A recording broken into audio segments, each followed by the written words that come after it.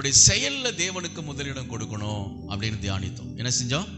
செயல், நம்முடைய நடக்கை, நம்ம செயல்பாடுகள், நம்முடைய வார்த்தைகள், நம்முடைய பேச்சு, நம்முடைய வாழ்க்கை முறை, இதுல நமக்கு தேவனுக்கு முதலிடம் கொடுத்து வாழ வேண்டும். அதுதான் ஒரு நிறைவான வாழ்க்கை.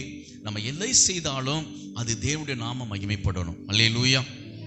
அப்ப ஆண்டவருக்கு நம்ம செயல்ல முதலிடம் கொடுக்கணும். அப்படின்னா என்ன?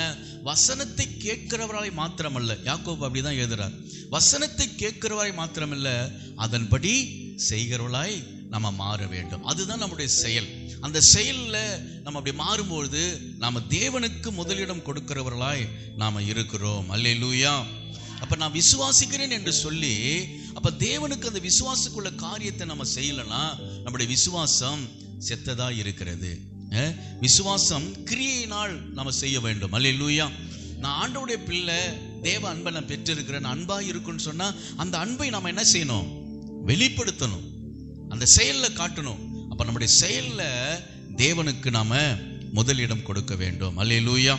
நீங்க பவுலுடைய வாழ்க்கையை பார்க்கும் பொழுது, அவர் ஆண்டவரை சந்தித்த பிறகு அவர் சொல்றார், ஆண்டவரே நான் என்ன செய்ய சித்தமா இருக்கிறேன், இனி நீங்க என்ன சொல்றீங்களோ அப்படிதான் நான் செயல்படுவேன் அப்படின்னு அவர் தன்னை ஒப்பு கொடுக்கிறார். அப்ப நம்ம பிள்ளைகள், ஆண்டோடைய பிள்ளைகள்லாம் எப்படி இருக்கும்னா, கர்த்தர் ஆண்டோடைய வார்த்தை என்ன சொல்லுதோ அப்படி நம்ம செயல்பாடுகள் இருப்பதுதான் நம்ம செயல்ல தேவனுக்கு முதலிடம் கொடுக்கிறோம். அல்லேலூயா, அல்லேலூயா. சவுல் ராஜா பார்த்தீங்கன்னா, ஆண்டவர் அந்த அமலேக்கியர்களை எல்லாவற்றையும் அழிக்க சொன்னார். ஆடு மாடுகள் பிள்ளைகள் எதையும் பார்க்காம முதியோர்கள் எல்லாரும் வெட்டி போட சொன்னார். ஆனா அவன் செய்யவே இல்லை.